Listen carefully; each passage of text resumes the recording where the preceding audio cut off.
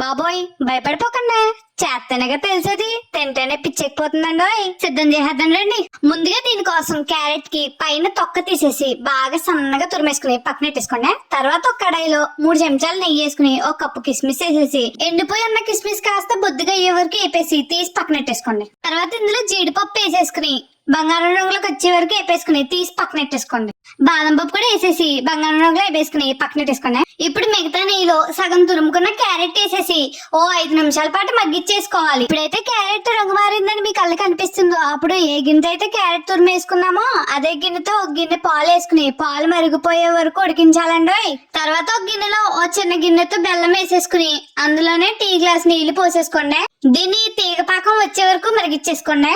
ఇప్పుడు ఈ బెల్లం పాకం తీసుకెళ్లి క్యారెట్ మిశ్రమంలో వేసేసుకోండి. ఇప్పుడు దీన్ని మధ్య మధ్యలో తిప్పుకుంటూ నీళ్లు మాయమైపోయే వరకు ఉడికించాలి. ఇప్పుడు దీంట్లో బొద్దుగా వేయించుకున్న కిస్మిస్, జీడిపప్పు, బాదం పప్పు అలానే దోసపప్పు వేసి ఇందులోని యాలకుల పొడి వేసేసి ఓసారి బాగా కలిపేసుకుని చివరాకన్న 2 చెంచాలు నెయ్యి వేసుకుని బాగా కలిపేసుకుని వేడివేడిగా ఉన్నప్పుడే ప్లేట్ లోకి వేసుకుని దాని మీద కాస్త కిస్మిస్, జీడిపప్పు, దోసపప్పు వేసేసుకుని అలంకరించుకుని తింటే ఉంటుందండి. మేడ మీదకి వెళ్ళి మేఘాలతో కౌరులు చెప్పినట్టు ఉంటుందండి.